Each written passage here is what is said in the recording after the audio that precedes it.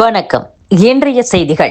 வாக்குக்கு பணம் கொடுத்ததை தாவேக வேட்பாளர் ஒப்புக்கொண்டதால் பரபரப்பு ஏற்பட்டுள்ளது. சேலம் மேற்கு தொகுதி தாவேக எம்எல்ஏ பணம் கொடுத்து வென்றதாக அக்கட்சி வேட்பாளரே குற்றம் சாட்டியுள்ளார். சேலம் மேற்கு தொகுதியில் தாவேக எம்எல்ஏ லட்சுமணன் வாக்காளர்களுக்கு 2000 கொடுத்ததால் வெற்றி பெற்றதாக அக்கட்சி நிர்வாகி அதியமான் கூறியுள்ளார். பாஜக தாவேக பெயர்கள் வெவ்வேறானாலும் ஜனநாயகத்தை சிதைக்கும் செயல்பாடுகளால் ஒன்றாகிவிட்டனர். தேர்தல் முடிவுக்கு பிறகு எதிர்க்கட்சி இரண்டாக உடைக்கப்படுகிறது.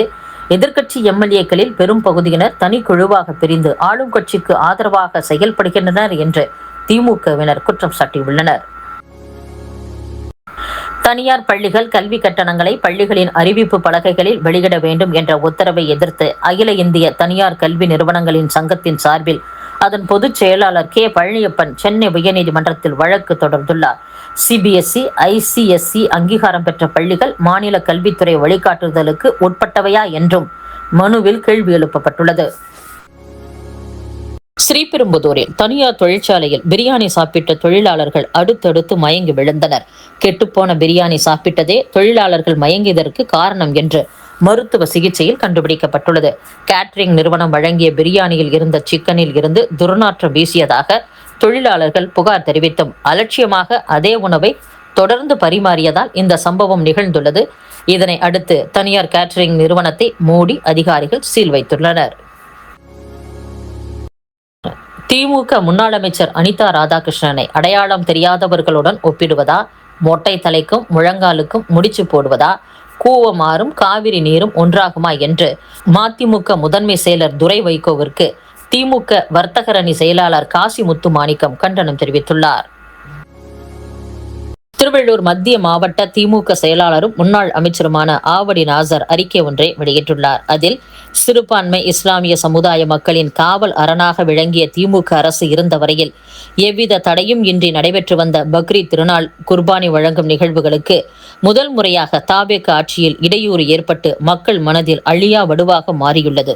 இந்நிலையில் திருச்சிக்கு சென்ற முதலமைச்சர் விஜய் மதசார்பற்ற கொள்கையில் உறுதியோடு இருப்பேன் என்று வெற்று கோஷம் எழுப்பியுள்ளார். காட்சிகளில் நடிப்பதும் ஆட்சி செய்வதும் வெவ்வேறானவை என்பதையே அறியாமல் இருக்கும் அவர் பக்ரீத் தினத்தில் தனி குழுக்கள் அமைத்து குர்பானிக்கு தடை ஏற்படுத்தியுள்ளார்.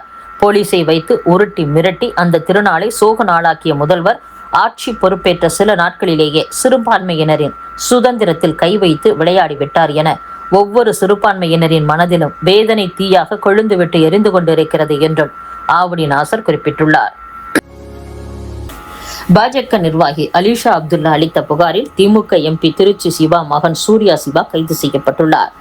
பிரபல பைக் ரேசரும் பாஜக பிரமுகருமான அலிஷா அப்துல்லா சென்னை போலீஸ் கமிஷனர் அலுவலகத்தில் ஒரு புகார் கொடுத்தார்.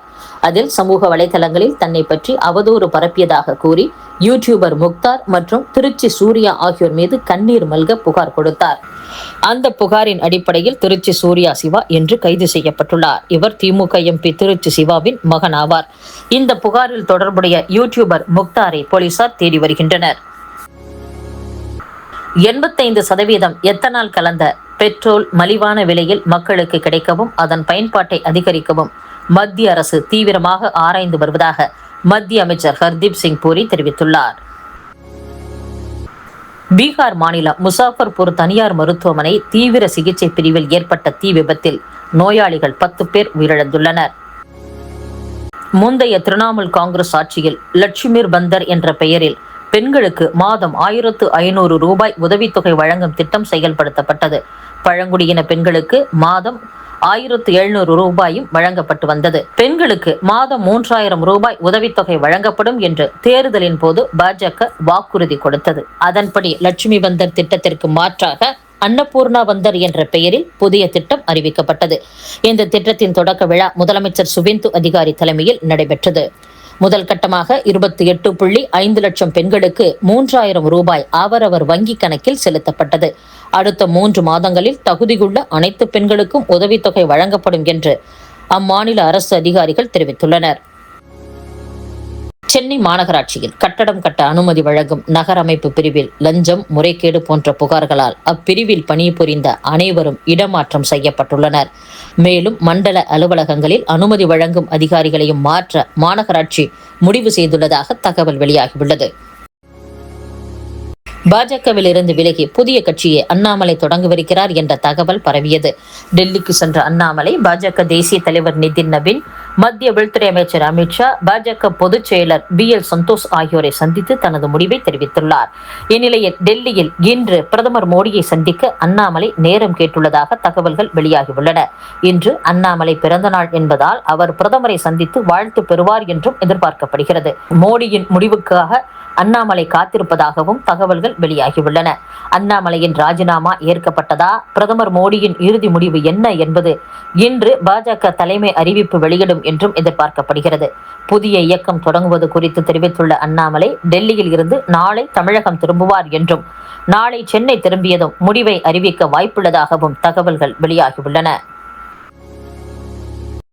மக்களாட்சி முறையில் தேர்ந்தெடுக்கப்பட்ட பிரதமர்களில் தொடர்ந்து மிக நீண்ட காலம் பதவி வகித்தவர் என்ற சாதனையை வரும் ஜூன் 10 பிரதமர் நரேந்திர மோடி படைக்கவுள்ளார். கடந்த 2014 ஆண்டு மே 26 முதல் முறையாக நாட்டின் பிரதமராக மோடி பதவியேற்றார்.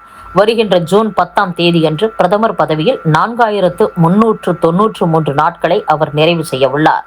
முன்னதாக நாட்டின் முதல் பொது தேர்தலுக்கு பிறகு பிரதமராக பதவியேற்ற ஜவஹர்லால் நேரு 1952 ஆண்டு மே மாதம் 13 முதல் 1964 ஆண்டு மே 27 வரை அவர் காலம் மே 27 அவர் காலமாகும் வரை 4398 நாட்கள் பிரதமராக இருந்தார். தற்போது இந்த சாதனையை பிரதமர் நரேந்திர மோடி முறியடிக்க உள்ளார். இந்த மைல்கல் மோடியின் அரசியல் பயணத்தில் மற்றொரு முக்கிய சாதனையாக அமையவுள்ளது.